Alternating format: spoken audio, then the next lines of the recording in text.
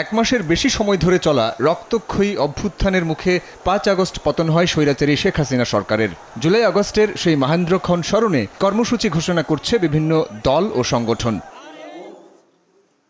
রোববার সকালে রাজধানীর বাংলা মোটরে দলীয় কার্যালয়ের সংবাদ সম্মেলনের আয়োজন করে জাতীয় নাগরিক পার্টি।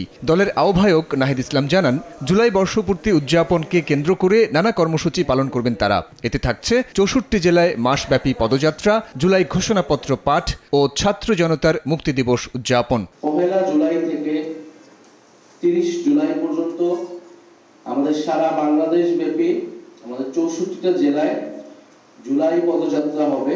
শহীদ আবু সাঈদের কবর জিয়ারতের মাধ্যমে এই পদযাত্রাটি শুরু হবে। এই বছর ৩রা আগস্ট শহীদ মিনারে ছাত্র জনতার জুলাই ঘোষণাপত্র ইস্তেহার পাঠ কর্মসূচি অনুষ্ঠিত হবে।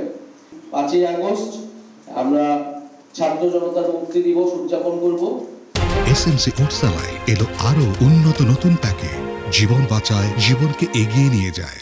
প্রশ্নোত্তর পর্বে নাহিদ জানান, জুলাই ঘোষণাপত্র তৈরির প্রতিশ্রুতি রক্ষা করতে পারেনি অন্তর্বর্তী সরকার। এ সময় গণহত্যার বিচারের রোডম্যাপ ঘোষণারও দাবি জানান তিনি। জুলাই ঘোষণাপত্র দেওয়ার মেয়াদকালটি কিন্তু শেষ হয়ে গিয়েছে কয়েকদিন আগে, যে ৩০ কার্য দিবস ছিল, এবং সরকারের জায়গা থেকে এখনো কোনো ধরনের বক্তব্য আসলে আসেনি।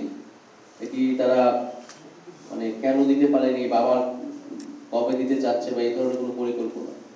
ফলে আমি মনে করবো যে সরকার যেহেতু ব্যর্থ হয়েছে, আমরা কারো উপর নির্ভরশীল নই।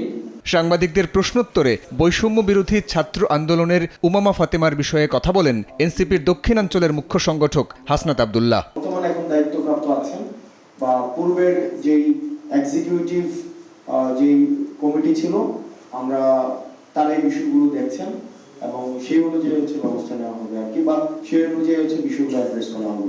জাতীয় নির্বাচনের আগেই সংস্কার ও বিচারের রোডম্যাপ বাস্তবায়নে অন্তর্বর্তী সরকারের প্রতিশ্রুতি চেয়েছেন এনসিপি নেতারা। সাইফুল রুদ্র, সময় সংবাদ, ঢাকা।